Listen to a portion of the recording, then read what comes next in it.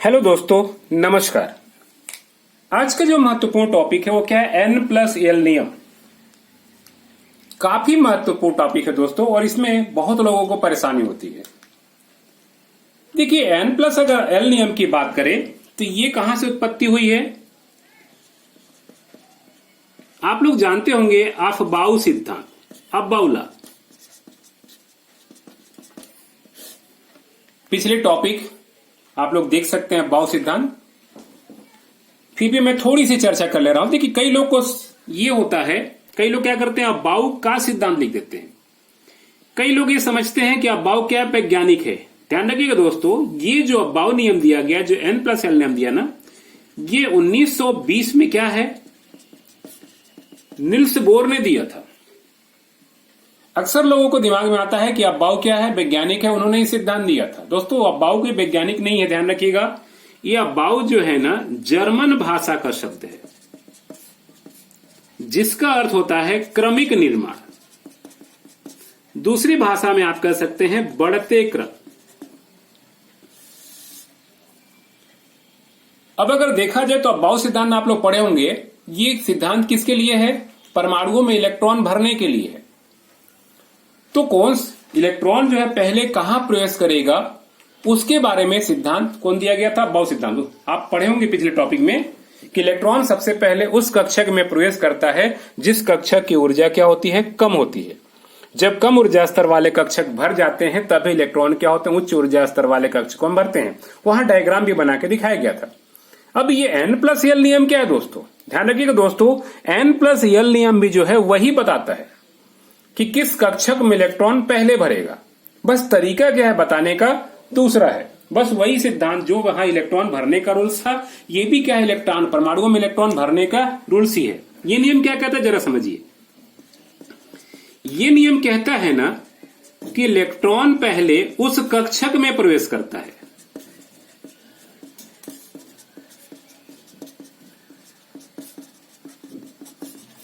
जिस कक्षक के लिए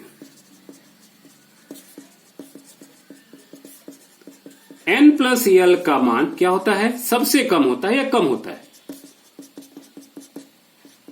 यानी जिस कक्षक के लिए N+L का मान सबसे कम होगा, उसमें इलेक्ट्रॉन क्या होगा, सर्वप्रथम भरेगा। जब कम वाले कक्षक में इलेक्ट्रॉन भर जाएगा, तत्पश्चात क्या होगा, आगे बढ़ेगा। अब यहां पे दोस्तों ध्यान रखिएगा, ऐसा भी हो सकता है दो कक्षक जिनके N+L का मान समान हो। तो ये नियम आगे कहता है कि यदि दो कक्षकों के लिए ना N+L का मान क्या हो, समान हो सकता है दो कक्षक हो, दोनों का N+L का मान समान हो। मान अगर समान हो तो नियम कहता है तो इलेक्ट्रॉन उस कक्षक में प्रवेश करेगा। इलेक्ट्रॉन सर्वप्रथम उस कक्षक में प्रवेश करेगा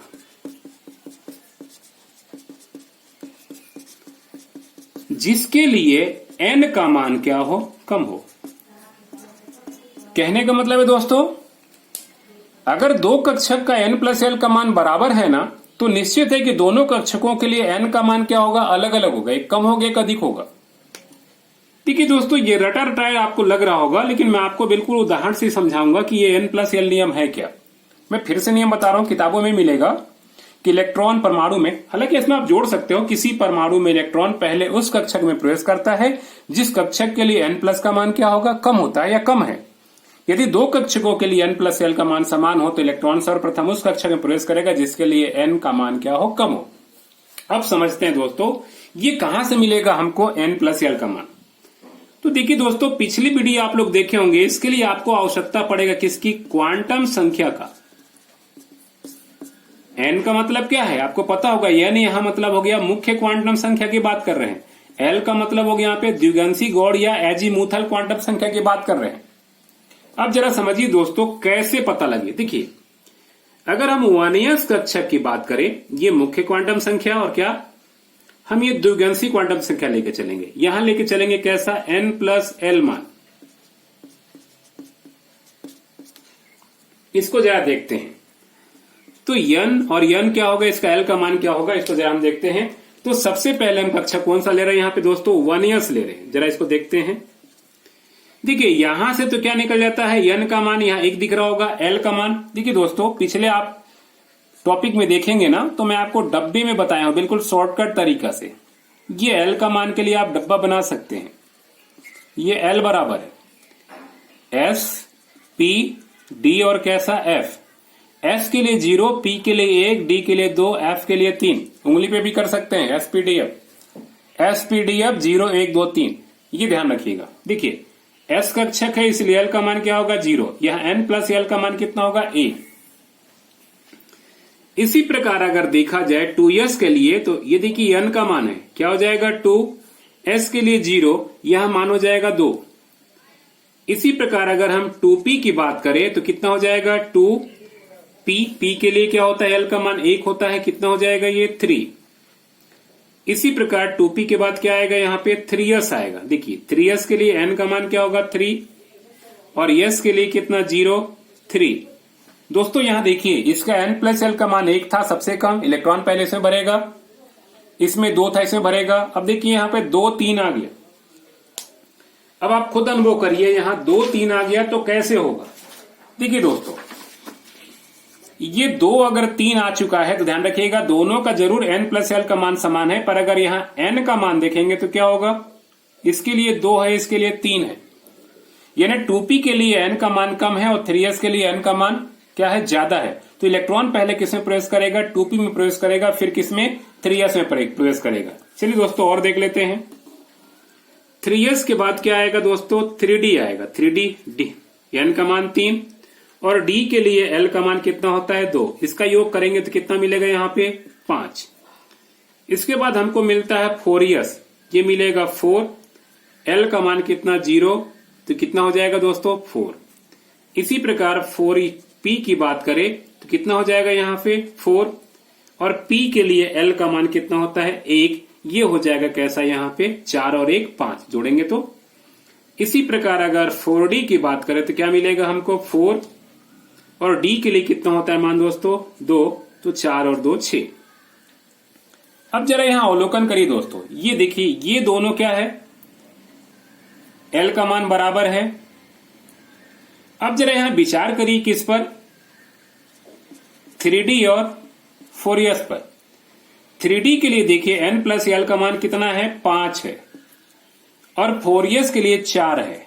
तो आप देखिएगा जो इलेक्ट्रॉनिक विन्यास करते हैं तो पहले क्या होता है 4s आता है फिर 3d आता है, क्योंकि 4s के लिए n+l का मान कम है, 3d के लिए ज्यादा है।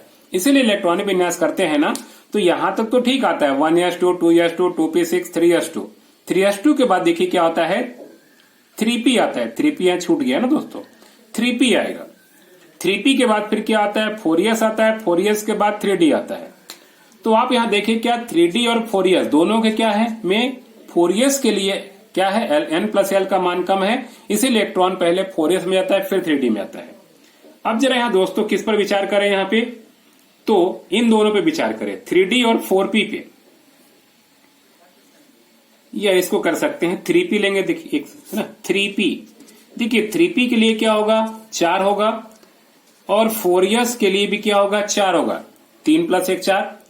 अब इन दोनों में अगर देखा जाए दोस्तों क्या है, दोनों के लिए n+l का मान 4 है, तो रूल्स वही लागू होगा।